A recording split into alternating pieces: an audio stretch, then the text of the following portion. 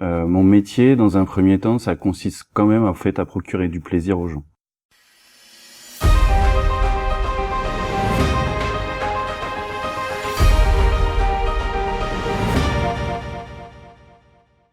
Bonjour et bienvenue dans ce nouveau numéro de Hors Plateau, consacré à Ludovic Chatillon, ludothécaire à l'atelier de Pêche-Beaunieu. Ludovic, bonjour. Bonjour. Ici, nous sommes à l'atelier de Pêche-Beaunieu. Est-ce que tu peux nous présenter le lieu? Bien sûr. L'atelier, c'est un établissement municipal qui est un peu un lieu un peu hybride. On est encore plus loin que le concept du troisième lieu, qui doit parler aux gens qu'on fait un peu de social. C'est un concept qui est un lieu de passage, un lieu de vie, et qui regroupe plusieurs services municipaux.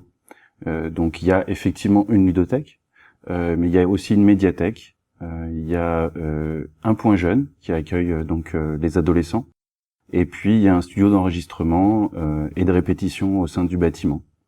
On accueille des expos, on fait des concerts, on fait des fêtes du jeu, des soirées jeux, on fait beaucoup de choses. Tu es donc ludothécaire. En quoi consiste ton métier? Alors c'est très compliqué à résumer, mais on va brasser très large. Mon métier, dans un premier temps, ça consiste quand même en fait à procurer du plaisir aux gens.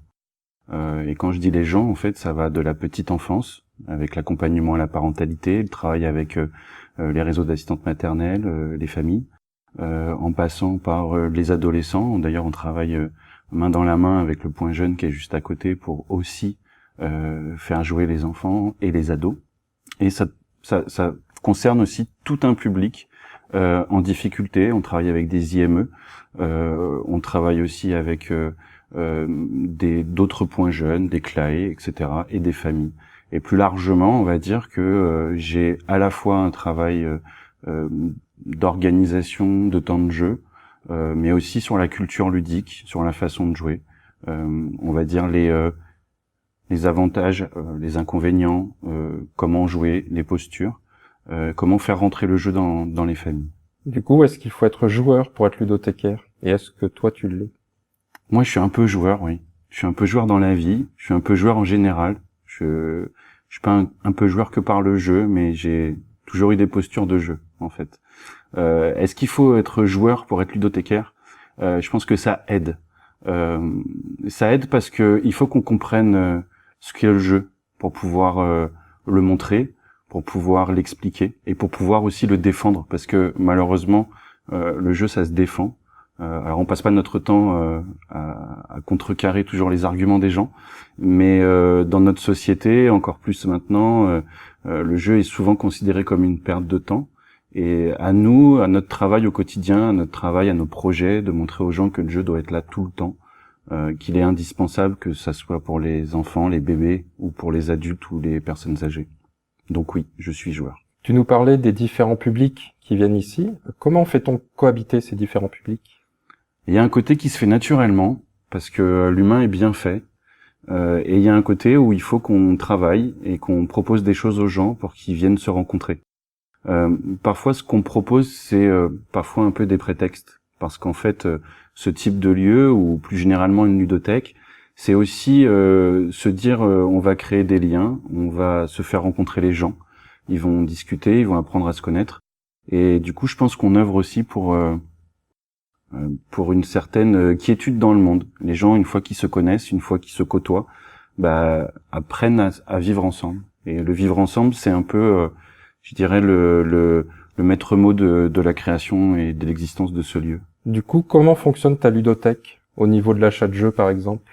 Alors, j'ai un budget annuel, qui est donc un budget municipal. Et donc, c'est une partie de mon travail de faire de la veille ludique. Donc de m'informer sur les sorties, les prochaines sorties, sur ce qui existe aussi sur le marché. Et donc c'est à moi de faire le tri avec des critères qui vont de quel est mon public, quel type de joueur je vais avoir, mais aussi le matériel. Le matériel dans une ludothèque doit être pris en compte différemment que quand on joue à la maison. Les boîtes partent au prêt, beaucoup.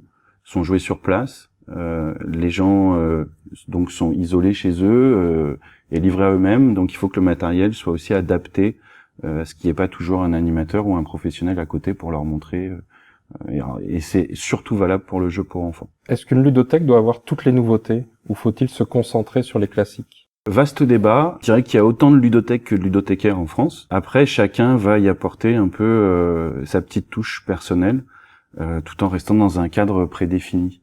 Moi, la ludo ici, je connaissais pas réellement bien le public. Je savais qu'ils étaient joueurs, qu'il y avait des familles. J'étais proche de Toulouse. Je sais que le réseau ludique à Toulouse est bien maillé et très présent.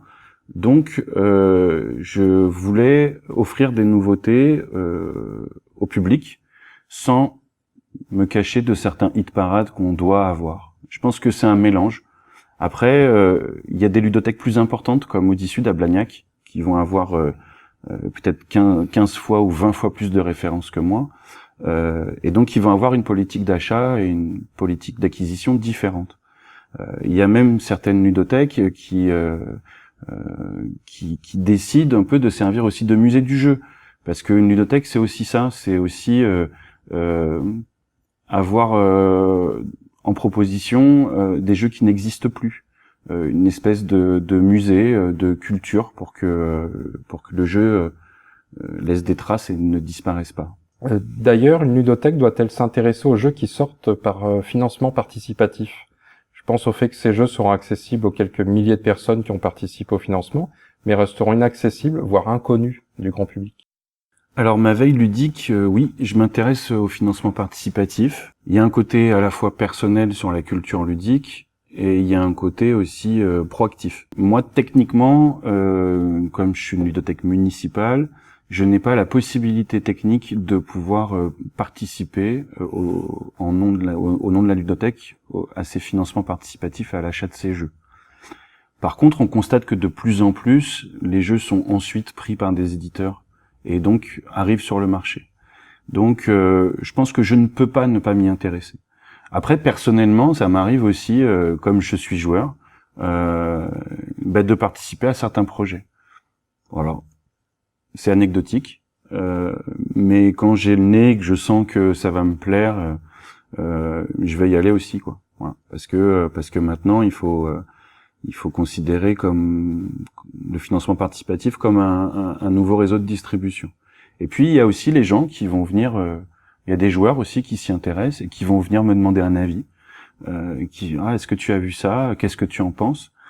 Il y a des gens qui sont pas tous anglophobes, donc du coup il faut aussi pouvoir leur répondre. Alors, c'est un petit plus, ça va pas changer. Je vais pas forcer les gens à aller acheter quelque chose, mais j'ai un petit exemple sur Sbire, par exemple, qui avait fait une campagne sur Ulule. Comme de temps en temps, j'aime bien utiliser mes mains pour construire les print and play, donc les formats à construire soi-même que les éditeurs mettent à disposition. J'ai construit en fait le print and play de ce jeu, je l'ai fait tourner. Ça a beaucoup plu. Les auteurs étaient super contents. Moi, j'étais très content aussi. Il s'avère que j'ai gagné le concours pour gagner le jeu. Donc j'ai pas participé à ce financement participatif, mais j'ai pu inviter l'auteur à la dernière fête du jeu l'année dernière que j'organise ici, et je voulais vraiment mettre en avant ça parce que là pour le coup on était sur une aventure humaine, on n'était pas sur un zombicide, même si j'ai rien contre, mais sur de la méritrache avec un public parsemé dans le monde. Là c'était une vraie aventure et j'avais été content de participer à ma toute petite mesure. Donc tu nous disais qu'on était sur du financement public ici. Ça représente quel budget annuel? Principalement pour la ludothèque, parce que les autres budgets, ou on va dire si je mélange la médiathèque et les ludothèques, on est environ sur, alors on va faire vraiment un truc d'ensemble, on est sur 15 000 euros de budget, en comptant l'achat du matériel pour couvrir les livres et les jeux, les achats, parfois des achats de mobilier ou les bacs ou les choses comme ça, etc. Voilà, on est à peu près sur ça. Et est-ce que le serrage de vis sur les deniers publics a eu un impact ici? Sans faire de langue de bois, on a la chance d'avoir un village qui est vraiment très très bien géré au niveau des finances. Moi, c'est quelque chose que je découvrais. C'était ma première expérience dans le domaine public. Et donc, au bout de 3 ans maintenant, je commence un peu à en voir un petit peu les rouages, mais il y a encore beaucoup de choses qui m'échappent. mais c'est cadré. On peut pas faire n'importe quoi, effectivement. Après, moi, on n'a pas eu de baisse de budget. Si c'était ça la question, si le resserrage égale baisse de budget, non, parce que ce bâtiment, il vient d'une volonté des élus et qu'ils ont bien compris que juste le faire émerger de terre, ça suffisait pas, et qu'il fallait que derrière le projet soit suivi. Et on a la chance que le projet derrière il est suivi et bien suivi.